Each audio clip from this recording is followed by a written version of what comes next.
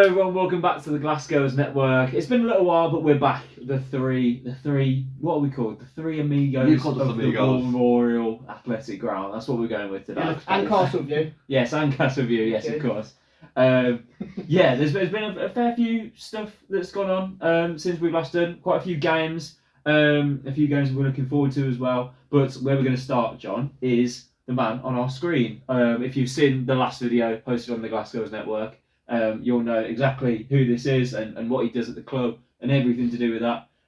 Yeah, John, this was your little piece. So yeah, discuss to us what your thoughts were following this video with Callum Terry. Yeah, I'd be interested to hear what your thoughts are as well. But I think ignore the questions that I asked and even ignore the answers that he gave. To me, there's a bigger picture here. It's the fact that someone who's played by the club, who loves women's football, who's been here way before we've been here, who's seen the success, who's seen the bad times as well as the good times, agreed to come on and have a chat to us, and he answered every question that we thrown at him. So I think before anything, I think that just needs to be noted, and again a thank you there, because he didn't need to do that, but he did, because I think he realises that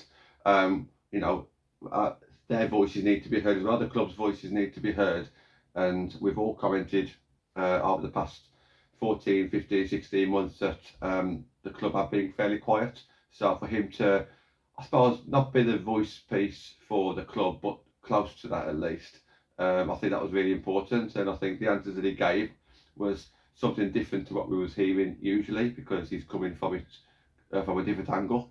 It's all opinion based, of course, to some extent. So what we think is right is maybe not be. It might not be what he thinks is right, and vice versa. But I think it was good to get him on, refreshing, and really good to listen to. Yeah. Yeah, definitely. I think football is definitely an opinion-based sport, isn't it? You know, everyone can have a different angle of the exact same thing, and none of them could be right. Mm-hmm. So to actually have some facts, some reason for why we think certain things is definitely good. You know, I'm not particularly someone that likes to deal with rumours and half truths and things like that. I prefer things just to be said straight, how they are. Mm-hmm. And I think Cal did that. I think he squashed a few thoughts that people had about the club and some of the rumours and some of the gossip going around, and I think he did a really, really good job of portraying the club in the new way that I think they want to be portrayed, because I think, you know, we've both said it, John, over the past few months there's been a real shift in the tone of, you know, the staff, the players, the club as a whole for the women's section. So I think giving the understanding and the reasoning behind that new look is really important. Yeah, yourself, DG? Yeah, so you've kind of nailed it there a bit, Kieran, with the kind of the new ethos, if you like, in the club. It turned into more of a Q&A rather than a conversation / debate. I mean, you couldn't make it for X, Y, Z reasons. But it was good. It was good to see him come on. There was a lot of clarity there in terms of what we've said on this podcast and what we've spoke about off air. But reading between the lines of what he was saying, he was talking about the good old days. You know, that's in Stourbridge women's folklore now. The trophies won, going up through the divisions, the good times that they've had. Love it. Always nice to be spoken about. It'll never go away. It's there. But what I took out of what he was saying is that was then, this is now. Mm-hmm. Now it's a completely different era. It's a new ethos. It's a new team. It's new players. It's a new manager. We're going in a different direction. And you mentioned about the not so much the pathway, which it is so much now a pathway. It was the Tier 4 Reserve League, not having that anymore, and the gap being not so much smaller but a lot bigger. And he was kind of saying, wasn't he, on the podcast, that we're doing the whole youth, under 18s, standard, gap, best players going into the first team, rather than having that reserve team. And that's just the way it is. That wasn't so much clarified, but that is just the way it's going to be. Balo and Ryan Magson together, and all the youth coaches going forward, are going to do their best to produce the best talent, and we possibly could become a feeder club. That's kind of what I got out of it. The whole ethos is changed in the club. If you'll support it, brilliant, come down and watch it. If you still live for the old days, which aren't here anymore, then you've got to lump it. Mm-hmm. He's basically saying times have changed. Now we've got to do the best what we can. He said about Balo, didn't he? She hasn't got really any pressure on herself, or they haven't got any pressure on her. Yeah. She'll pressure herself. Yeah, she'll pressure herself. Yeah, but she's a rookie and she's learning on the job. She's still doing her badges. She's got the under 18s as well. So she's doing the best she can with the players she's getting produced to her through the under-18s via standard, and you're just going to take it from there and hope for the best. Not hope for the best as in the sense of just see how it goes, but she's working hard. They're all working hard in a different way.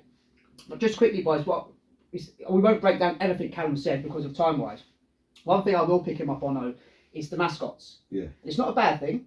The smirking, but it's not a bad thing. I was looking at time-wise. Yeah, well, this is a 2-hour show, ladies and gentlemen. No, but on a serious note, he did mention about looking, when it came to the mascots, he brought my name up and he brought my daughter's name up, which is fantastic because I'm only here because of that. And here's what I mean. So when he advertised for mascots, he done it via social media. Now, he did say on the podcast that he was looking for volunteers and he was looking for the right volunteers. He's looking for volunteers that are going to come for 5 minutes and then bugger off. He's looking for the right people. And he's 100%. However, to get those people, you need to advertise. Mm-hmm. You need to advertise. So just one tweet, one Instagram post, one Facebook post, retweet it, resend it. You might get those people off air. And maybe I might have dropped it on here before. The mascot thing, I'd love to do that. But he was also name dropping April being head of women's football. So maybe it's not a Callum thing now. Maybe you might have to go towards April and see if she can do anything going forward with the women's mascots. But that's all I want to say on that. The advertisement is key because without that advertisement, I wouldn't be sitting here now. Mm-hmm. Yeah, so apart from that, I thought everything he said was pretty clear cut. There was a lot of clarity there. Enjoyed the interview. And talk about the advertising. Literally, we did about 2 or 3 days of this video coming out. Probably nothing to do with the video. They advertised for a social media person and a secretary again. I know we'd be doing it in the summer. Your old job, basically. Yeah. Yeah, absolutely. Yeah. So yeah, look, it is like we're working together because they're so busy doing what they need to do. And one thing I took from Callum is just how busy he is. Now I know he's busy, and I don't think there's any surprise there. But when he starts breaking down all the stuff that he has to do throughout the week, no wonder mascots isn't necessarily on his mind or something else isn't on his mind. I guess we've always just said it just needs to be on somebody's mind. Mm-hmm. What I would say is when you started talking about the ethos of the club now and maybe the reputation of the club, etc., I took away from it a lot of youngsters going to be at the club who are Stourbridge, Dudley based, Sandwell based, as opposed to being at a level where you can afford people from everywhere out the area. So it's very much now a Dudley based team. And then obviously the best will hopefully stay here. You might say feed the club if they're very good, then that maybe they'll go into tier 3 and maybe your Albions and Wolves might pick them up, but if not, stick with us now. Stick with us. And it kind of makes sense you saying that, John, as well, because he did say that, and he also did mention he dropped in about Balo's budget, if she's got a budget at all. So maybe that is the plan. The best in the area. Develop them. Bring them into the standard. Develop them even more into the first team. See how we get on. Yeah, cool, definitely. Yeah, I think that's interesting what you say because obviously I've got no statistics on this, but I feel like when we had the glory days, so to speak. With your likes of Alex Nicklin, Neve Deasy, Sophie Levick, all of those players. They're I don't want to offend anyone, but they're older players in terms of football, right? Like they're experienced. Exactly that. Yeah. Whereas if you look at the average age of the squad now, it's probably very early 20s, right? Like there's not many senior heads in that squad at all, and I think that clearly outlines to me that's the vision now. Who would you say is the oldest? Off the top of my head. Molly? No? No, probably. Yeah. Liv. Maybe. Yeah. Potentially. This is a very young team, isn't it? Yeah, exactly. Well, Bale's the young manager. Is very exactly. It's crazy. She could be like, I don't know. She'd probably be the oldest player at like 25. It's crazy. And she's retired, basically. She's retired, isn't she? She could always come back. Player. Exactly. Player manager. But yeah, no, I think that's just a really interesting thing to think about. The change in ethos, like you say, which isn't always a negative thing. I think some people look at it and think, oh, that's a negative thing. We're not going to have them fun times that we had anymore. We can though. It's just going to be in a completely different way and an interesting way. Different time frame as well. Exactly. Yeah. And on that as well, just very quickly, if that is our way forward, then Balo is probably one of the best people in the area to do that because look how successful she was last year with the under-16s. Look how successful she is this year with the under-18s.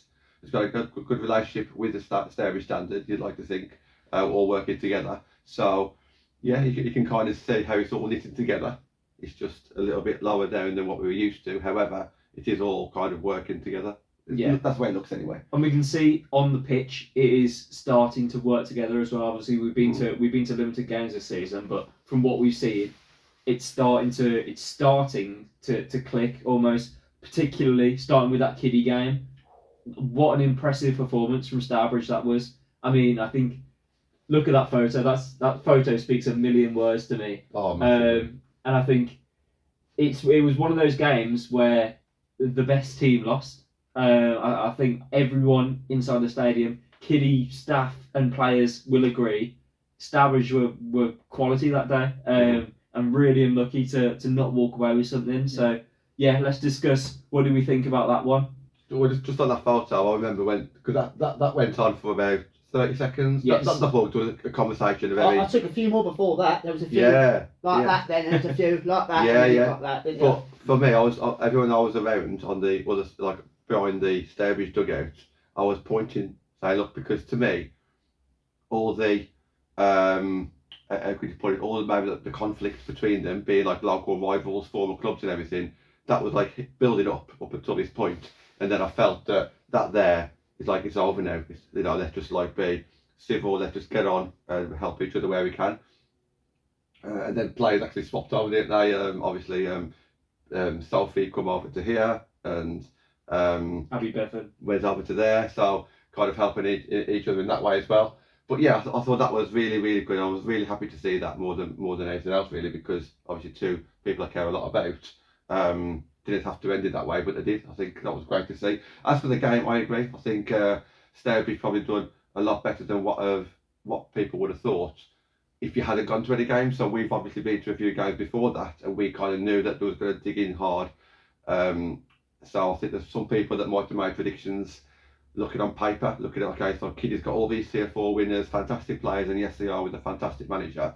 But Fisher said himself, it's going to be a very tough game because the emotions play a big part, don't they? And he did on that day. And Stourbridge's work ethic on that day was phenomenal as well. They had chances to go up in the first half as well. Yeah. Stourbridge didn't take their chances, and Kiddy took their chance. And they were very relieved when that goal went in, weren't they? I don't know where to start. I don't know where to start. Honestly, you said last month we haven't been to many games because some of the home games have been away from home. But we have noticed how Spalo's starting to get and play football. Now I went and watched one of our under-18s games, the first game of the season. Now they're flying, played 5-1-5, scored 22 goals, let 3 or 4 in, something like that. And it just by one game, I'm noticing she's kind of implementing that style of football with the first team. Now I don't want to ramble on for too long because it was a big game, and you're right, there was comments before the game going into the week, and that's fair enough. Everybody's got their own opinion. They see different things. You're 100% right. You've got Andy Fish that's won all the trophies, the experienced trophy winners players. He's got the network, he's got the contacts, he's got the budget, if you like. On paper, factually, that's true. So when you hear people say you'll see the difference between the two teams at 2 o'clock on that Sunday, I get it. We weren't the favourites. It's a young team she's building. But when that ball kicked off at 2 o'clock on that Sunday, I wouldn't say it was like chalk and cheese. I don't want to be too disrespectful to Kiddy, but that first half, it looked like Fish had a game plan to bully our girls, or they weren't expected our girls to be as technically good, as high press, as forward as they was. There was bits in that match where the Kiddy players were kicking our girls, and they were fouling. I was up on my seat shouting and screaming, but our girls gave it back. I'm like, yes, this is what I want to see. This is what I want to see. Fight, passion, wanted it, going forward, taking shots. There was an incident where where I sit, boys, and you had Mill Rogers. Now she gets triggered easily, doesn't she? She's up for it. She's a great person, great game, and she leans in with her arm. She leans back like that, and she managed to turn past Erin Griffiths, right? She managed to get past her. So as she started to beat her for pace, Erin's gone, not today, motherfucker. Bang! She's gone down. Excuse the swearing, but I'm passionate about this. And she's got like Mill's called her an effing C, and Erin's kind of gone, not today. So on the pitch, the battle. I mean, these are smiling, but when I seen you two at half time, you had the same smile on your face, and you were like, "What's going on? How are we this good?" And fair play to Fish as well. I know this is Stourbridge based, but on his interview after, he said I gave him a rollicking at half time. It's just not good enough. We're getting beat all over the pitch. They came out second half. They give it a good go. They got their chance. They got their goal, and fair play to them. But you look how they celebrated that goal. I watched Kidderminster's highlights because of the likes of Lammy and Levitt, so I've got a lot of time for. They ain't celebrating like that. They celebrated like that because they knew they was in a game. They were celebrating like it was their cup final. And I don't care if people take offence or not. You go and watch it; they were all jumping on top of each other. You go and watch other games; it's fist bumps. Mm-hmm. Great game of football. Bailo got them well up for that, and I was well impressed. And we've kicked on from there. Yes, people say, yeah, but you lost that one. You've lost that one. Doesn't make any difference. Watch what she's doing on the pitch. Yeah, watch how she's getting those players playing. It's to end that segment on me before the other boys speak. What I do want to say is I'm enjoying my football again. I'm enjoying the football. Couldn't get up for it last season. All behind aid. Different league, different players. Get it. Harder league. Different. Again, another different era, different ethos. Nothing on him. But at the moment, I'm on the edge of my seat. I'm cheering. I'm loving everything I'm seeing. I really am. Definitely. It doesn't matter if you're losing games. If I'm enjoying paying on that gate, coming to watch a game of football, and those girls are giving 110%, I'm all in. I'm locked in. Love it. There you go. Yeah, and that's all that you can ask for, isn't it? Yeah, and then that did kickstart seemingly a good little run of performances. Not so much results as you say, but performances were definitely carried on right up until the weekend just gone, which I'm sure we'll speak about in a little bit. Yeah. Let's just briefly speak about that first win of the season then, Lincoln. I don't think any of us were there, but we all saw it on social media. I don't know if you guys have seen the goal either. Really, really and well taken. Yes, really well taken goal and assist. So yeah, that's the first win of the season. Obviously Lincoln, you would I don't know how to word this, because it's not you would go there and expect to win, but it's one of them where you need to win. Yeah. So it's so important that we went there and did that. And yeah, what a way to hopefully kickstart. We've had 2 games after that, decent performances. Kickstart what could be the turn of our season now. Yeah, absolutely. Yeah, and obviously we play them in the FA Cup shortly as well, don't we? Yeah. So, yeah, I agree. I think it's one of those teams where you look at Worcester and Sutton, and Baylor will say a lot more teams, but I think at this point, just those three teams, if we can start taking points off those, then safety is a lot more likely, and then obviously we can go from there, can't we? But Lincoln, absolutely. I mean, it's never an easy place to go. It's a long journey. No. We know it's a northern-based team. The pitch apparently isn't great, and you can imagine it being a real tough game up there, couldn't you? So to get that win, the first meaningful win of the season as well, is really good. And we saw the highlights. We saw the goals, and it's good that we are being able to see that this season with all the VR footage. And we might come on to one VR footage of last week as well. Don't get me started. At some point. But no, it is good that we see that. So if you are at a different game, or if you're at work, or if you can't make the game, it's good that we can still show the fans this. So that's another positive, by the way. Did you notice you mentioned the highlight footage of the Lincoln game? Did you notice, boys, that half-an-hour game? Obviously, it's Lincoln United's webpage. Mm-hmm. It was dominated by Stourbridge's attack. Yeah. There was barely any Lincoln chances. Now, normally, football clubs are biased towards their team. Yeah. They show their best highlights, but it's very dominant. And this is what we were saying last week. The games we haven't attended, and you look at the scores against Sutton and whatnot, you think, oh, they've got beat. It doesn't tell the tale of the game. No, it does not tell the tale of the game. We are attacking, we are shooting, and all that comes along with it. And that Lincoln highlights was very, very telling. Yeah. It's very highly Stourbridge biased, if you like. I think we need that as well, don't we? Because like you said, we've been playing so well. Even like pre-season, they were only together for a week, and they still pulled off like a performance. They might not have won necessarily, but all these performances need to go towards something. Mm-hmm. And the Kiddy game, Stourbridge can hold the head up high, even though they lost 1-0. Yeah. I mean, you called it in the Albion game. They can still hold the head up high. Very fit as well, boys. Yeah. They're very fit. Yeah. The girls are very fit. Yeah, absolutely. And I mentioned it to Bailo in the club. He says, yeah, fitness is one of my things I work on. It's very noticeable how fit they are. And managers and coaches across the area who have watched them play either in person or maybe footage, whatever, have all said that as well, which is great as well, isn't it? But yeah, I think that win is just something that they needed. And then obviously that brought you on to the FA Cup game, which we can talk about later as well. And getting goals against Leicester Academy, all this, it all goes towards a win, doesn't it, as well? So yeah, great to see. Yeah, and obviously we do play Lincoln in the FA Cup, so hopefully a repeat of that to come. We'll definitely take that getting into the next round after that, but obviously I imagine that's going to be such a tough game because, as you say, Lincoln's a really tough place to go, and that FA Cup is crucial to both teams, I would assume, for Lincoln, the same as Stourbridge. Yeah. But yeah, let's talk about a game after that scoreline wise, it's one of those that you described earlier where the scoreline potentially doesn't reflect the performance. The Leicester game, Dave, I think you were the only one out of us that went to that one. 5-2 in the end to Leicester in the cup plate, whatever you want to call it, group stage. Shield, whatever Yeah, it is. whatever it is these days. Talk us through that one, please. Exactly the same energy as the last games we've been speaking about. Obviously, on paper, you expect Leicester to go and do a job on us, and they did by the scoreline, 5-2. You know, the facts don't lie. It was the same again, boys. Very highly dominant. The way Balo's got them players playing. If you can think of geese, I don't know what the terminology is. You know, geese fly in the air and are like in a diamond shape. Yeah. So when we attack, we're like that. We play a very high line. Maybe that's where some of our goals get leaked. I mean, 2 of the goals were Ellie Stark got done for pace. It happens, and a couple of mistakes here and there. But it's very attacking, and I do want to point out 2 players that really are very, very exciting. Something we haven't had since I've been watching Stourbridge. In the middle, Bella Martin and Ella Brennan. My 2 favourites. Already my 2 favourites. She's unearthed gems here, Balo has. I know Ella Brennan does futsal as well, so that's very, very beneficial for technical ability, keeping the ball close to your feet. But these 2 girls, if you haven't been down and watched them yet, come and watch the girls play. When they get the ball on the half turn, all of a sudden they're turning around and having a look, and they know where their players are.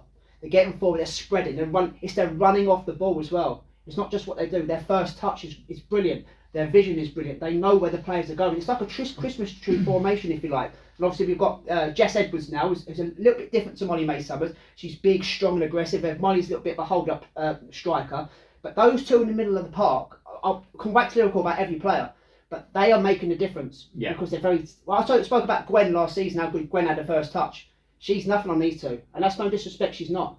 These 2 are very, very good. And someone like Bella Martin, I don't know too much about Ella Brennan's background, you 2 may do, but Bella Martin plays the under 18s. She's skipped the standard, she's skipped tier 6, she's skipped tier 5, and she's gone in to be a baller in tier 4. And we spoke about that gap earlier with the reserves. If Balo's taking out players from the under 18s, putting them straight into the first team, with development like that, we don't need a reserve league. I know I'm possibly going over the top with it, but when you're developing players like that, boys, she's a superstar. Yeah, she is. She makes them tick. 100%. And when you've got players playing like that, feeding off each other, the confidence must be high.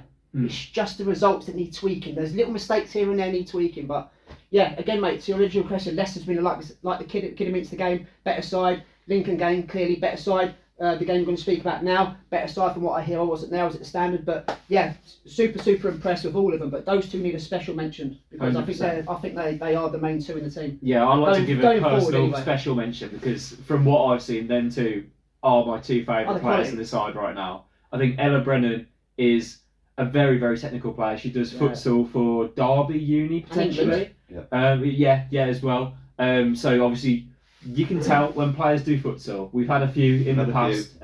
Jay Grove, Lindsay Glover, Angie Morley and Sarah Hayes, I believe, are the 4 that we've had that played futsal. And they're all very technical players. That first touch is something that is ingrained in their brain because in futsal you don't have many touches, you don't have a lot of time on the ball, so you've got to make every single second count. So you take that into an 11-a-side game where usually you do have a bit more time. You're playing a whole different game to everyone else. It's completely different. And that's what I said about on the half turn. They're not waiting. They're getting that ball instantly. They turn and know what they're doing. They're not like who's available. They know exactly. They read the game so well. Really good. Really 100%. enjoyable. And Bella Martin, I mean, what more can we say about her? She is a phenomenal player. And Bella said that to us before. She kicked the ball like for the first team. As it come up to us saying how good quality that she is on the ball. So. Yeah, I mean, I spoke to Bella in the bar afterwards. Just obviously, she'd had a really, really good performance against Barnsley that we're going to talk about in a bit. But I was just saying, Bella Martin, you know, she was in the under 16s last year. Was she just absolutely taking the mick out of everyone in that league? And her answer was pretty much yeah. She got, I think, 20 goals, 10 plus assists from a central midfield role, which is absolutely mental in itself. But then when you replicate that form, potentially not getting the goals and assists just yet because it's obviously a massive step for her, but still with those performances, putting them in week week out, it's so promising to see. She looks like a seasoned pro. Yeah, 100%. And she's I don't even think she's 18 yet, which is crazy. So yeah, Wolves, Villa, Birmingham. Kiddy. Don't listen to that. Kiddy. Yeah, Kiddy. Don't listen to anything we've just said there. She's Stourbridge's. And yeah, long may it continue because I'm a big fan. I'm a big fan of what I see. On that as well. So what you just said there, we spoke to Callum as you know a couple of weeks ago on the video, and he was saying about us bringing in her own team. Just like, Fisher's got his, and Ike Clemens has got his, and he mentioned Mike Harris with TNS, all this kind of stuff. And I completely get it, because this is one player that should stick with Baylo throughout Baylo's managerial career. So, unless it's true, and hopefully that the heads don't get turned, because we've seen it in the past, and you can get turned by a big club. However, will you be playing? So, it's the most this important is what it's all about now, that loyalty. So I think it's really key. Yeah. So let's talk about it. The Barnsley game. I think I was the only one that was there, so I'll go on a little rant. No, I'll try and keep it as tame as possible. Again, like we've said for the last few games here that we talked about, incredible performance. Barnsley are the surprise package of the league this season. You can see them up in second so far this time. I don't think any of us would have predicted that coming into the season. So yeah, played 6, won 5, only lost to 1, but it very much could have been played 6, won 4, lost 2 from the weekend. Incredible performance from the girls. Unlucky to go behind early on. I think it's one of them where it was in the first 5 minutes we didn't really settle into the game. It's happening a fair bit, but with a young team it's understandable, and it's about how you respond from that. And well, did we respond? Obviously came out, got the goal through new signing Sophie Phillips. I don't think we've really even spoken about, because I don't know much about her personally. I know she's been at Kiddy, not too sure about anything else, but a really nice taking goal. She's taken it out wide and beating the keeper from a nice angle. And then controversy strikes. Yeah. If you haven't seen it, go and have a look on Stourbridge's Twitter or Andy Bullingham's Twitter, whichever you want to have a look at.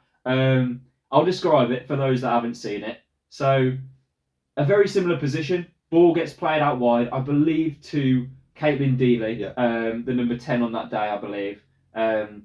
She's drove inside really, really well, smashes it past the keeper.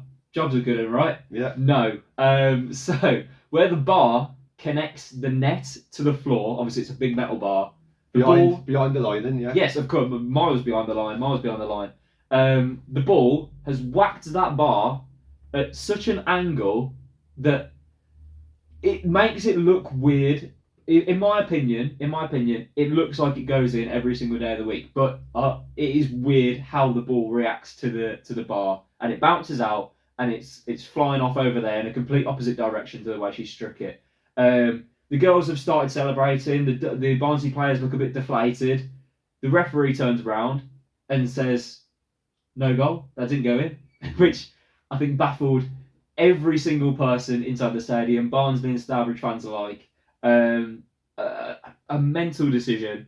I believe the referee's final verdict was it hit the wheel for the portable goal, and I believe the lino even said that it hit the side netting. Neither of which make physical sense for the way that the ball has ricocheted. Did they carry on playing then? If it bounced out? No, given a goal kick. Because that's what they decided. It hit the. So there's no logic in it then. It's just. Not particularly. No. At the moment, he's gone goal kick. Yeah, I think it's one of those where give them a minute to think about it. They probably realise, oh, actually, we've got that wrong. It probably is a goal. But in that moment, they've had to make a split decision. Yeah. And ultimately, it's the wrong one. And I'm never one to dig out referees, because I know it's such a hard job. And yeah, exactly. Keep digging, brother. Keep digging.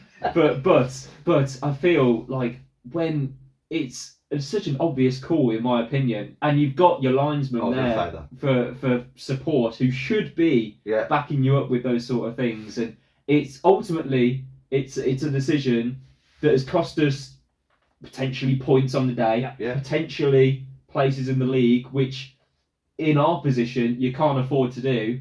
It's just it's not ideal, to say the least. But yeah, then it's 1-1, of course. Barnsley go up and make it 2-1. And that doesn't even. I completely forgot the handball inside the Barnsley box from the Barnsley defender in the second half as well. Again, like, to me, it's obvious. Watching it back, it's obvious, but again, in the heat of the moment, I want to say I understand it, but I don't really. But it's one of them where it's just an incorrect decision. But what the referee says goes, as we know. Full time 2-1. Another loss, but definitely not a performance to sulk about. I think we can leave that game with our heads held extremely high, considering how good Barnsley have been to start this season. It's just one of them, isn't it? Yeah, it is. So look, to only lose 2-1 first and foremost to Barnsley is a great scoreline, but to say that like we could have been 2-1 up, or at least just stay at 1-1 is even better, isn't it? And yeah, these mistakes happen. Obviously, everyone makes mistakes, whether it be a referee, a player, a manager. There are mistakes there, but when it's something so clear and obvious, you'd like to think that your two assistant referees and the fourth official, if there's one there as well, one of them would pick it up. And you could put your tweet out, absolutely. And I think you need to. I think you need to appeal it, but ultimately, I don't think anything will happen. No. Because there's nothing there that you can really. You can't go award any points or anything like that. But it definitely needs to be noted, especially at this level now. We sometimes forget like the level that we're at is National League level, which is obviously high, but it's still not high enough to overturn anything. Whereas if it's like goal line technology, which isn't going to happen at this level, or if you can revert back to a VO footage or something, when it's a goal like that that's so clear, it would have stopped all these tweets from happening, wouldn't it? And all, people calling people out, tagging people in Twitter and all that kind of stuff. It's very, very awkward.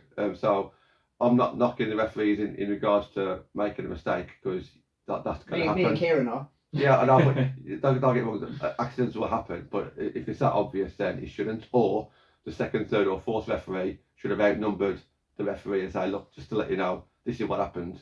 I think you should overturn it. Yeah, 100%. But, it's okay for one to make a mistake, but all four of them. Go on. Yeah. Just quickly, I was just going to say there, when you said you walked away and you wasn't kind of, not bothered, not the right way, but you're frustrated at what happened with the result, what happened with the referees, but when you walked away, was you happy with the football you saw? 100%. This goes back to my original gambit. The football that's being played, top notch. Yeah, let's speak about one of the positives from that game. Obviously, clouded with negativeness and controversy. Yeah, it was negative. Right. But one of the positive sparks were from this game. A story that everyone connected with Stourbridge can get behind was that April Maguire returned to the pitch following, I don't even know how long out without injury, but a crazy amount of time. She's done so well to get back playing first team football. Could have scored, had a really decent chance, but it is what it is. Good save by the Barnsley goalkeeper. But yeah, just how good is it to see April? We know what she's been through. We know what she's about. And yeah, it's just great to see her back. Yeah, because what people might not recognise now, obviously people watching this, unless if you've been with us for 2 or 3 years, she was our leading goal scorer in the development team until she got injured, and then Chelsea Hassel overtook her that season. She come from obviously Birmingham Academy, had a few years out, and then obviously ended up at Stourbridge, and she never played for our reserve team, I think because we just needed her in the development team more than anything. And it was good for a striker back then to be in Tier 7 as opposed to National League reserves, because as a striker you'd get more opportunities to score. So I kind of get that. So now to see her in the first team, or hopefully at least regularly in the first team, even if she has to play a bit of standard football just to get her fitness up, I'm sure her fitness is already there because she's been training with them anyway. But either way, it's good to actually have her name in the first team, because that's never actually happened before. So the fact that she's been warming up with the first team, the fact that she's in and around the first team in training, in and around the club as a whole, in the bar, it's almost like that. It's kind of, we was expected to happen, we just didn't know when. And it's a player that we need, isn't it? We don't want to put too much weight on her shoulders, because it's a big step up. Tier 7 to Tier 4, even though she was too good for Tier 7 anyway back then. But Tier 7 to Tier 4 is a massive step up. Tier 4 has stepped on in the 2 years that it's been since she's been out. But you could probably compare her potential to some of the other players' potential. It's going to be around about there or thereabouts, isn't it? Mm-hmm. And we don't actually know what her potential is just yet anyway, because we haven't seen her long enough. So So yeah, fantastic to see her back. Obviously, she's kept herself busy in the meantime, looking after the girls section, and as you mentioned earlier, probably supporting Baylor behind the scenes in the first team as well, in some capacity. And yeah, hopefully we can see some smiley faces again. Or you says she was happy on the weekend. What were your first thoughts? Yeah, it's good to see her back. It's good to see her smiling, April. You've nailed it. Maybe the last 2 years have been so depressing for you, or whatever it is, 2 seasons, or whatever it is, that she's just glad to get back playing football. She was ecstatic when we seen her in the club on Sunday, fist pumping. And I mentioned to her, like, obviously I don't watch the Standard, and we'll talk about them in a minute. I thought you would have gone down the Standard route, get a few competitive games under your belt, then jumped into the first time. She's like, no, I'm a first team player. I'm playing here now. I'm ready to go. And I mentioned our 2 strikers earlier, Molly May Summers and Jess Edwards, has come up from the under 18s. 2 different types of striker. We've got a third one now, a fit third one that plays completely different. Looks like we've got a natural goal scorer. So I think I saw once in the devs before she got her injury, but I haven't seen enough data on her. But the sound bites are good, the catchphrases are good. Going in with April, she looks healthy, she looks ready to play. As you said, she nearly scored on Sunday.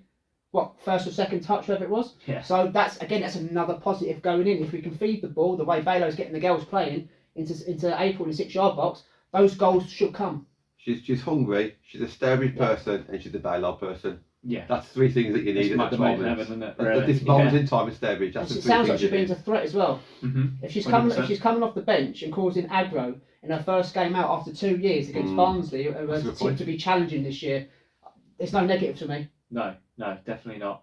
Yeah. Fair play to her. Fair play to you, April. It's great to see her back, of course. You talked about Standard. Let's talk about them. Where are we? Yes, here's Standard. Now notice he's called them the Standard. Now notice he hasn't called them the name that I Of course, yeah, my bad. Don't take it away, please. I've got no idea what I'm doing. Yeah, so obviously the champion's in waiting. I'm sticking with that name because I am loyal. I'm like John in that sense, but as you can see there, guys, the league that we're in Tier 7, we're not doing too well at the moment. It says played 6, lost 6. We haven't played 6 and lost 6.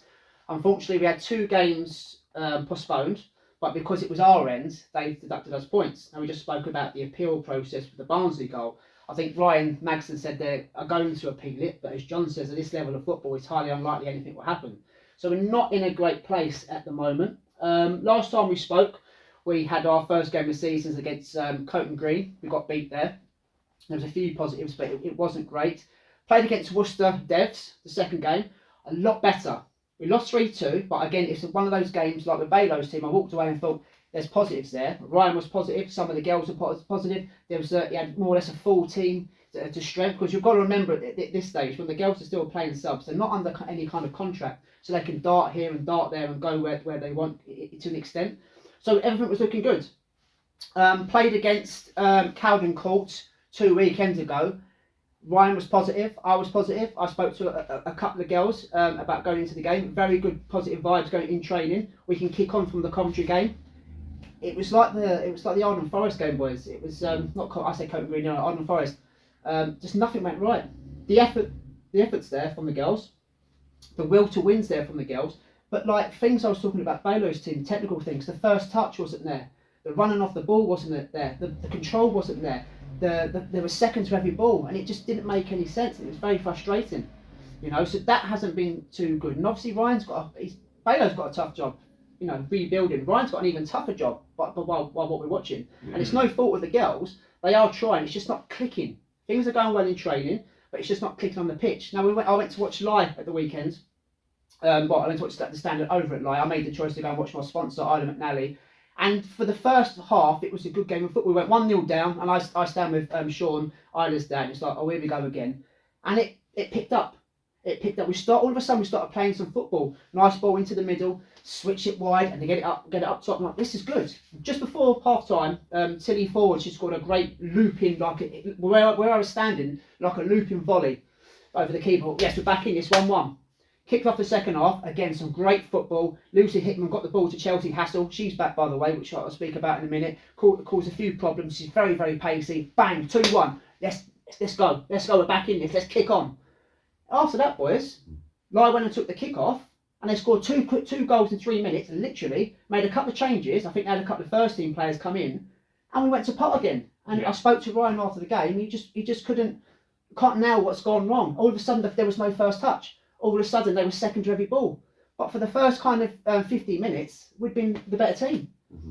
So it's like they just switch off, which is it's hard to watch at times, but they are positives going into it. I mean, there's about 14 games left, boys. Now, once we've got the 6, there's about 42 points left, so it's not over. They still can get some results under their belt and rely on other teams to lose and kind of move up there, because as you can see there, ladies and gentlemen, you can get relegated from this division, and now that's not what we wanted. I feel like a bloody jinx. But as soon as I've come along, they were challenging for leagues. They were in the cup final. You know, they had some great players who've all gone on to tier 6. I've come along and they're bottom of the league. So I must be a jinx, but yeah. But they're only one win away from catching life. Yeah, so go on, you elaborate from what I've told you, what you can see there. Yeah, I feel obviously, like you say, it's close. We have a couple of teams on 3 points, 4 points, even 6 points is catchable, definitely. So there is definitely scope to move from. Obviously, like you said, we're so unlucky with those games that got the points taken away from, because it's just one of them where you just have to accept what the result is, what you're given, really. But yeah, obviously the main focus of Standard, I think, this season is that player development, and bringing in the under 18s or under 16s or whatever they might be, to play a bit of actual women's football, and helping them progress at the pyramid, and hopefully bringing in the likes of a new Bella Martin, who's going to hit the ground running with the first team. And I think there is a few players to do that, Dave. I think you've mentioned a couple that have really stood out to you. Despite the results, there's still performances from certain players that have interested you. Chelsea Hassel, like you mentioned, time to hassle. You like that? That's very good, very good. Very good. That's my work. It's not as good as my daughter's on the other hand, but that's my work. So she is back. I'd never really seen her play. She's obviously another one. We spoke about April earlier. Been out a long time. Well, not as long as April, because she was scoring goals before I went to watch the Standard, but she's been out a good 6 months probably. Yeah, went to Kiddy after that as well for a little bit. So I've got to have a good look at her against Lye on Sunday, and she's going to make a difference. If they can get the ball to her feet like we did on Sunday, she's going to make a huge difference. Very pacey, very strong, got a good eye for goal, and obviously I've done like a thing there, because her name's Chelsea Hassel. Time to hassle the defenders. Time to make herself a problem. Try get in between the back of the defence and do what you can do best, because I think she got 20 plus goals or something last season. Her and Katie Rogers were banging them in left, right, and centre. Yes, different players, more technical players who get it, different service, but it's good to have her back, and not just for the Standard, because obviously the aim is going to be to get into the first team. Mm-hmm. So the more she scores, the more she improves, the more she plays, the more she stays fit. She's got a good chance of getting into Balo's first team, and I think she is definitely one of the most experienced now. I think she's 21, 22, Chelsea. I think so. Around about that age. Yeah. So she's going to be, she's going to be an asset to the Standard going forward. So it's good to see her back, and she got on it wasn't her day. She played the week before, but you could tell she was a bit rusty, literally coming back. So she's got 1 goal in 2 games, so it's just that's a positive. She's a goal scorer as well, isn't she? So and she's put her thought to there, DJ. But yeah, it's good to see her back. Obviously, we know her from day one, really. I think she's always been there or there. Been around, yeah, definitely. Yeah, so yeah. Possibly could be too good for tier 7. Oh, to be honest. Yeah, definitely. Yeah. So maybe too good for tier 7. But I think so. if you flick again, mate, let's have a bit of Oh, there we go. Oh, there we go. It's not all. I've got like a little note from Ryan, which I'm going to read out as well. But it's not all doom and gloom. So I'm going to make an appeal. So obviously we had Eddie Stark. Ryan brought her in from uni football to come to play with the Standard. Yeah. She's kind of hasn't played a game competitively in the league. Balo, you've taken away from her. You've taken away from us straight away. So we haven't got Ellie Stark. And obviously Bella Martin is skipped. She's not gone to the Standard. She's gone straight to the first team. So really, in a development pathway, she should be coming to us. So go back down. I'm there. There we go. Hands off, it says. Right? Hands off. Why did you say hands off? Hands off. So we've got a player there, Tegan Hands. Okay. Yeah. Yes. You get it? Tegan now. hands off. So what I'm saying is stop nicking all our bloody players, because we want to win some games too, right? However, she's a bright spark. Come from Cuford Eagles. As a winger, scored 13 goals in 19 games. And she is one of the players that we do need to hang on to as well. Now Chelsea's back. She was gone straight to playing on the wing. Now I was speaking to Sean, he said she's naturally a winger. But Tegan's been playing there. So she's gone into the middle of the park. Now, how much I'm going to wax lyrical about that, she's not a middle of the park player. She looks out of place. So what happened was Ryan switched the two, put Chelsea up front, and put her back in her position that she's been playing from when she joined, and she's a bowler. Yeah. She's an absolute bowler. You've seen her play. You've only seen her play once, and you went, she's good. She's a good find. Technically very good, very strong, running off the ball, knows when to get into position. Again, like Chelsea, if we can keep her fit and we can keep hold of her and stop Baylor nicking all our players, she's gonna help us get out of that position. I do believe it will click. And obviously we've got Erin Fox there, the right back. I'm going to give all the girls a mention going forward because they all deserve a mention. The first game of the season which they lost, I had to pick player of the game. And I picked her. She was the one that kind of stood out for us. And that's our new goalkeeper to place Chloe Turner. And I've got to be totally honest, Jasmine Brahma, when I saw her trialling, I thought, not too sure. It's a big ask to replace Chloe. She's come on leaps and bounds. And bounds she's come on. And we lost 5-2 at the weekend, guys. But without Jazz, it possibly could have been 10-2 because Lai did pick up the pace and had a lot of shots. And if it wasn't for her, it could have been double figures when we switched off. So, but all in all, I know it's tongue in cheek, but hands off Tegan Baylor. Apart from that, yeah. I think that you have to find that balance, don't you? So I thoroughly get when Baylor's looking for a new squad of 18, Ryan's looking for a squad of at least another 10 at the start of the season, if not more. I get why the better players would go to Baylor and then the not so good players would go to Magson because of age or experience or whatever. It might just be the fact that Baylor needs a certain type of player. But you can also rush them, can't you? So I guess this is where we can turn around and say, look, there's no need to, if Magson's got his 15, 18 players now, let them develop because they're only young, aren't they? They're only young. So, I think Baylor's doing well enough now where she can look further afield and she doesn't have to always stick with her under 18s coming through. Obviously, if they're the best option, then go for it, of course. But you also don't want to just rush them in for the sake of it, do you? So. Develop. You said develop. Let them. I'm only messing about, but let them develop. That's the point of the pathway. Develop, and obviously if Baylor needs them. Obviously they're gonna go get first team experience. It's managing either. Just I remember a couple of years ago, you might have 30 to 40 pathway players. Where do you put them? Do you put them in the devs or do you put them in the reserve team? Now it's a bit like the same. Now we've got 30, 40 players in total. Where do you put them? The first team or the standard team? And the good thing is Baylor is close enough to all of those players and the ones coming through from the 18s, and they just need to decide together. Yeah. Probably with April's help as well. And okay, how are we going to juggle this? Because you also don't want to rip the standard apart and get them relegated to tier 8, because you won't be able to keep hold of them players, will you? So hopefully you just find that balance, don't you? Definitely, yeah. And Baylor even explained a ruling with the league that I wasn't aware of, and I don't think you were either, where if you're a standard player, for example, and you play for the first team, you're then not allowed to play for standard for 3 weeks, I believe, after that, which is a crazy rule. I didn't realise that was a thing. And it makes sense now. It makes sense because, funny enough, we've had Jazz since the summer. Yeah. But she made her debut on Sunday because we've had Natalie Hodgkinson, because Jazz played for the first team. Yeah, of so course. For 3 weeks we haven't had her. So that kind of clicks into place what Baylor was saying. And I think there's also one, I don't know if it's the same with regional and National League, but I'm sure it was where we had the reserve team at one point. If you play, say, 5 times in National League, you can't then fall back into the devs or something like that. There's so many things you have to think about. We don't get to talk about Redditch United, but there'll be people watching this knowing the story of Redditch United, ineligible players and all this kind of stuff. There's so much that goes on behind the scenes that you need to know every bit of ruling. I can imagine it's easy to get wrong. Yeah. Absolutely, and this is where you shouldn't be a volunteer. We said this on our group chat.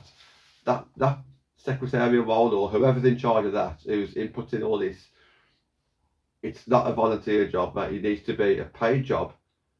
Hold them to account because it's such a big thing, isn't it? So many things to think about. Yeah. Some have experience, some have a CV, someone's got qualifications. Someone who knows what they're doing. Yeah. Someone who knows the section, who knows, oh, hang on, she's played there, so she can't do that. Just someone just to not just input it, but actually give someone a heads up. So just to let you know, Baylor, just to let you know, Magston, this has already happened. You've already got this. There's so much to think about. And Baylor's there just to win games, really. Obviously, the role's a lot bigger than that. But you just got to be mindful, haven't you? So, 100%. Yeah, we know what happens when that paperwork goes wrong, John. Like you mentioned with Redditch United in the FA Cup, which we will talk about the FA Cup just now. Because can I just add? Just go for it. Just in this section, obviously, because Ryan sent me a message like, Go he didn't for say it. to read out, but obviously it's nice coming from the manager, not just from me, from the fan. Yeah, go So for like, only take 2 seconds, Key. So he's put, obviously we're still a work in progress, which that's evident. That's definitely what we are. Results aren't what we want, but I can see improvement in the work rate, as I said, togetherness and development. There is there. It's just silly mistakes, and again, it's switching off at times, which hopefully will be rectified. We're adding another 2 under 18s to the squad, so this is Baylo's 18s going through that pathway into standard, then into the first team. Maya and Amira. I'm not too sure about Maya. I don't really remember, but Amira's she's tall. She's about 6 foot something. Very good defender. Very good defender. Again, probably maybe too good for the under 18s. Getting her experience in the standard would be fantastic for us. Alongside Abby Jones and Ellie Wiltshire and Little Eden Ball. I think she's a great player. So there's a lot of under 18s now coming into the standard, which is fantastic. A bit of injury news. Tilly Ford could be out for a while. She's got a quad injury, which is being assessed. So hopefully Tilly hasn't got an injury. Want her back quick as possible. And we had a newest signing announced on Twitter and Instagram yesterday. Charlotte Broughton. She has been announced. She was a free agent, but she played against Lye on Sunday, so she's a bit ring rusty. I think that's a boxing term. She's a bit rusty. Needs a few games, and hopefully she'll be an addition to the squad as well. So apart from that, and we're also still at Castle View. I don't know what's happened with Worsley School. I don't think it's going to be a thing this year, but still come down and watch the girls, boys. So brilliant, 100%. Yeah, if you can get down to any of the games, 100% make sure you do, because there's some real good talent. So let's move on that FA Cup then. Here we are. County Cup and FA Cup, haven't we got with there? We do. Which one have we got to go first for, John? I think Burton's first, aren't they? So I'll we'll go Burton. So County Cup, what a great picture that is, by the way. Yeah, lovely, really, really nice. I mean, this is one of the few wins that we've got so far this season. Hopefully, 2 weeks on the trot now, we can make it 2 wins on the trot. Yeah, that'll be great, won't it? Yeah. So obviously starting with Burton this weekend in the County Cup, getting underway in the County Cup. There's some great ties up and down the Midlands, the West Midlands. In that, we are of course playing Burton of Tier 5. That's going to be an interesting one. One that, again, I'm not going to over egg it and say we should be winning, but one that you've got to give a good go, because that's a serious way of getting that momentum, building that positive mindset, building that that vibe of we can go and do something here.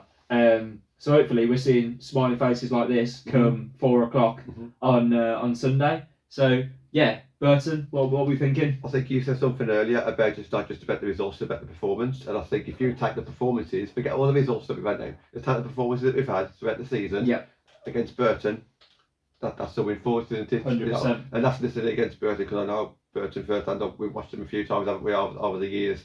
Mid-table in Tier 5, I think they're 7th. They're going to be a good outfit, and if we had said this first game of the season we were against Burton after the pre-season we had, we might have been a little bit cautious. Whereas now, because of the positive vibes against Kiddy, against Barnsley, against Leicester, to a point as well, because we're creating stuff, you'd like to think that Burton game is there for the taking, and we'll see 2 or 3 goals that we score. So yeah, very positive about that one. One that I'll be looking forward to. If you have a look at that draw, I think there's exactly 16 teams in the Birmingham County Cup this season. So it's across the regional leagues and the National League teams. So out of those four tiers, I think there's exactly 16 teams. So it fits perfectly. No boys or anything like that. So and we've got a great draw there. We could have come up against Wolves, could have come up against Albion, Rugby Borough, all that kind of stuff. So we've got Burton, so it's a great opportunity to, in my opinion, keep gaining that confidence. So you don't want to make too many changes. I'm sure in Baylor said she wants to see players, this, that and the other. But no, I agree with you. Let's get a couple of wins, add that on the back of Lincoln, then all of a sudden you got a bit of momentum, keep the positivity going, and then come November, we're probably going to play Worcester at some point, aren't we, in November, December, in the league. It's just keeping that positivity going, isn't it? So let's get a couple of wins under our belt, and you'll see more faces like that, I'm sure. I think the important thing from photos like this is to say that, performances on the pitch, as good as they've been, they're not everything. You don't get a trophy at the end of the season for most good performances. It's about how many goals you score and how many wins you get.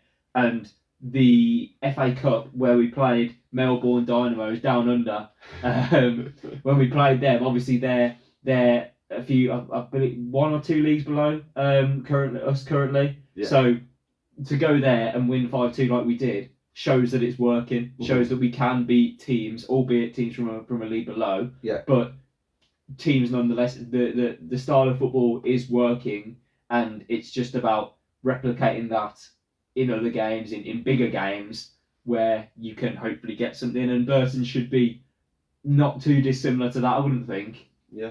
Thoughts on Burton? When we spoke about the Kidderminster game, we weren't expected to win or probably do anything. We were supposed to show the levels coming up in experience. As we spoke about that earlier. I'm going to use the same kind of narrative here. We're the team that's above. We're in the league above. Now, from what I've seen in so many games, player for player, we should be the better side. So I'm expecting nothing more than what I've seen so far in attack. Mm-hmm. And we spoke of the players we spoke about. Obviously, April's fit now, so you think you've got Brennan and Martin in the middle. You've got Darcy on one side. You've got Sophie Phillips the other. You've got Demi coming up as a wing back. You've got Ella Stark coming up as the other wing back. You've got Erin and Liv Owen in the centre backs. You know, commanding, pushing up forward. It just screams goals against a team. I know I'm not poo-pooing, but I've never seen them play. They might shock us and come up with some fantastic football. Doubt it. Yeah. All I can see is that momentum's there, the confidence is there, the smiles are there. She's doing everything right, and her team behind her. All I can vision now, in the position I'm sitting in, is sitting here on Sunday, edge of my seat, going, "Go on, girls, get in there. That's another one. 3-0, Bosch. Let's go. Let's keep going." But I do agree with John. Not too many changes.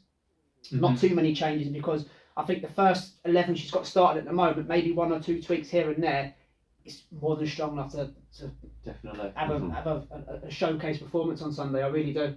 Yeah, I really do. Player for player, I'm guessing we're sitting this time next month, so we was right, you know. We're just so much better than them. Yeah, definitely. I hope so, indeed. I believe this photo was taken after the Lincoln game. Yeah. Obviously 1-0 thanks to Darcy Cartwright, and she's someone that I just want to mention real quickly. I forgot about her earlier when we were going through a few How players. can you forget about Darcy? I know, it's horrible from me, really. But yeah, I think she's become so crucial to the way that we play now. Obviously, she's incredibly quick, bringing goals and assists into a game as well, which is so important. Last season, I don't think we saw the best out of her at all. Obviously, playing most minutes off the bench, played at fullback, played at wing, and never really solidified one position. But this season, I think from what I've seen, especially in that Kiddy game, and definitely the start of the Barnsley game, she's such a threat with those balls in behind, played by Ella Brennans and Bella Martins. You know, when she went off injured against Barnsley, hopefully she's back for this weekend. We lost so much of that attacking force then. And she was banned, but she got sent off as well. Yeah, exactly. But was that game where she got sent? Maybe a different game. No, is it Sutton Coldfield? Is it Notts County?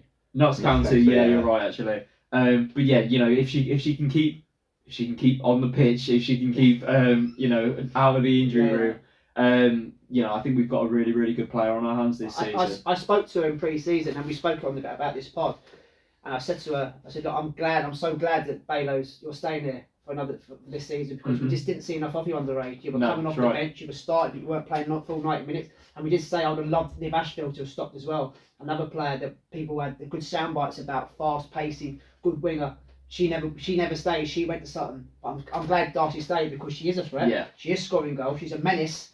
And it's good to see. She does, for me, she looks like an out-and-out winger. Now, pre-season would have said, where's Darcy's best position? No idea. Because she played all over the place. Yeah. But I think she's standing out, and she's a great addition to the way Baylo plays football, high press, 100%. attack. Yeah, I think her with Sophie Phillips on the right, or even someone like Demi or someone like that, whoever you want to put on the other side. Well, if you notice, Demi overlaps. Yeah. And Ella Stark can overlap. And the other two girls come back. That's what I'm saying. It's like a geese formation. You know when they swap.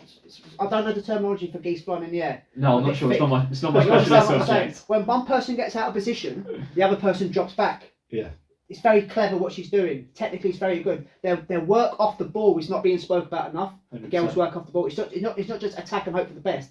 There is a game plan there, and Baylo's implementing it, and the team. And if you watch her sometimes, she'll do like that, or she'll have a smirk. She's not loud and shouting and aggressive. She's got a good management staff. Definitely. Very good management staff.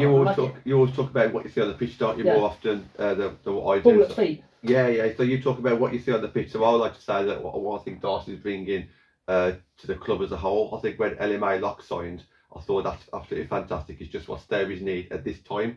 You know, someone who can like interact with fans, create a bit of a buzz around the place. Ignore talent for the time being. Obviously, she's got that. We know that. But when Ellie Maylock came in, I thought, yeah, we need this positivity. We need a bit of happiness, and she can bring that. I think Darcy is on that kind of level now as well. I think she's also bringing a lot of happiness and a lot of positivity around the place before the game, after the game, during the week, on social media, wherever. I just think that like, if you can say like a list of things that what Stourbridge fans over the years would like, I think when you look at Darcy, I think she would tick a few of those boxes. Definitely. So yeah, I think great to see. 100%. Yeah, keep it up, Darcy. 100%. So let's talk about this FA Cup then. The big one. We were all tuned into the draw.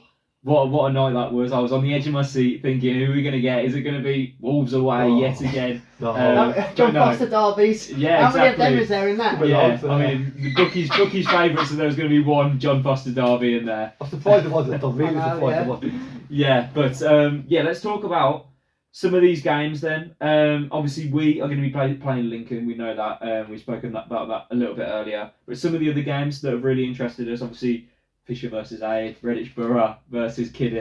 John, thoughts on that one, mate? Two former Stourbridge managers against each other. It's Aid versus Fish, the sequel in regards to the FA Cup. You know, we saw it last year, and I think that just needs to be picked up as well, because yes, it's very disrespectful to not talk about Kiddy and Redditch Borough, but I think there's something there where you can talk about Aid against Fish again. And this time the roles are reversed. Mm-hmm. So this time Fish will be the favourite and Aid Clements will be the underdog because of the leagues that they're in. So yeah, fantastic, and we'll have one eye on that, but being two former Stourbridge managers. And then of course Redditch United was down to play Tash Tesco, wasn't she? So all of our some of our standard former players was due to play our old first team players at Lee Field. No, there's only one standard player that's playing Lee Field away. That's Katie Rogers now. Good point. Yeah, so she's got in there as well, and she. So look, FA Cup, look, it's magical, isn't it? Really, as well as it bringing in a lot of money. If you do win the FA Cup, you know your women's section is safe for another year, and it's a bit of a low thing to look at, but it's from the business point of view, from the club's point of view, that FA Cup means so much. But as for ours, mate, it's another Lincoln. It's another Lincoln game. It's a trip away. Yeah. But I think the good thing is, Bailey will look at that draw thinking, flipping out, I'd like to have had an easier draw. But on the flip side, she'll look at it thinking, we've won them once, we can do it again. Yeah. 100%, yeah. It's proof is in the pudding, right? Like we've gone to Lincoln and we've beaten them. And as you say, judging from Twitter, played them off the park. So go there again, do the same again. Yeah. Hopefully, same result. Just on Bailey, spoke about Fish and Aid, which are their names, and Tash Tesco. I don't know how long we got left. I just want to mention, I spoke about people not talking about the football as much. They're looking at results and things like that. I don't think too many people are speaking about Bailo as well, as the job that she's doing. Now, you've got to remember, she's a rookie. She's 25. She works full time. She's got a full time job. Mm-hmm. So outside of her job, she's coming training. Not just training the first team, she's training the under 18s. On a Saturday, she's going away with the under 18s. On a Sunday, she's going away with the first team. Yeah. Not only that, she's making phone calls. She's having interactions one-to-one. She's networking. She's trying to get links with other clubs. And not only that, she's got her own personal, private life outside that. So I think sometimes when people judge what she's doing or the team's doing, you've got to look at things like that, because she hasn't really got a budget. I don't know whether she gets paid or not. If she does, it's probably not hardly anything. It's not enough to live on, clearly. But I think she needs a lot of respect from what she's doing and how she's changing the attitude of this club, how she's changing the attitude on the pitch. Now, people might watch it and think, oh, he's brown-nosing her. So what? So what from brown-nosing her? I think she deserves it, because what I'm seeing again, I don't want to waffle too much like I normally do, but I think for me, as I said earlier, paying on the gate and coming and watching this for 90 minutes, I'm enjoying my football. I am. I get excited. I don't come and pay and think, you know what, I'm hopeful today, but it's a tough task. And I'm sitting there like that thinking, oh, I've got to sit another 45 minutes through this. I'm like this. Go on. I've got that love back. And you mentioned the FA Cup draw. I haven't watched an FA Cup draw. Well, I have. I don't really follow men's football anymore. But I remember back in the noughties and 90s, sitting with my dad waiting to watch the Fulham, because I used to support Fulham men's team. I still do, but who they would get, and I'd be excited and nervous. Now me, my missus and my daughter all sat on top of a bed, up my bed at home, and waiting for Stourbridge to come out, hoping they might have got Redditch because some of the standard girls, hoping they may have got Kiddy again, or no, Redditch Borough because of Aid, and being nervous who they got. We like this. We like Lincoln. Oh, yeah. Oh, do we want them? We can beat them, and it's kind of the same attitude you guys had. So she actually brought that excitement back again as well. Yeah. And to see it on live TV on TNT, a women's first round, you wouldn't have got that back when I was a kid, when me and John were kids. Mm-hmm. When it wouldn't even come off the tip of your tongue. So yeah, I just wanted to add that in about Balo, mate, and about the cup draw. I think it's great way to really end the good, podcast there. Balo's bringing the excitement back. 100%. I think that's completely correct. She seems to have.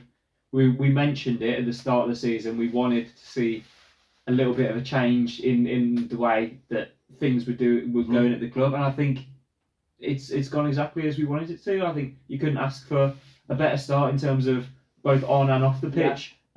She come and spoke with us as well, didn't she, Sunday? Yeah, definitely. The mingling, like the bit John likes, the mingling in the bar, the interaction. Yeah, it's She important. was all sitting there. She come over, she spoke to us, fist bumping. Mm-hmm. I've never had that. I've never had that in the time I've been here. So I love It's it. important because just to throw that on, the way you said that, if you got ignored, right, you probably wouldn't be as often. It's as simple as because you wouldn't care as much. You wouldn't care as Definitely. much, yeah, because there are people out there that will go to watch another game of football, or maybe not even come to watch football. They might go to another social place. So the fact that someone takes the time out to say hello, let alone what he thought of the game, we'll have a good 10-15 minute conversation. The fact that she's come over and acknowledged that. She come to us, didn't she? Yeah. She came to us. And Madsen's the same at the standard. We all yeah. stand and have a chat. Do you know what I mean? It's Yeah, important it's because it makes you feel valuable as well. Correct. You know. Definitely, and that is what Stourbridge is about, isn't it? Yeah, it is. It's definitely back. Stourbridge are back this So season. what factor? Yeah, the What Stour factor. Of course, the Stour factor is back in full force, ladies and It is for gentlemen. us anyway. You heard it here first. But yeah, anything to add, boys? Anything before we wrap this up? I feel like how long have we been going here? Over 7 minutes. Oh, it's a Oh, bumper episode. Well done, John. Well done, John. Yes. But yeah.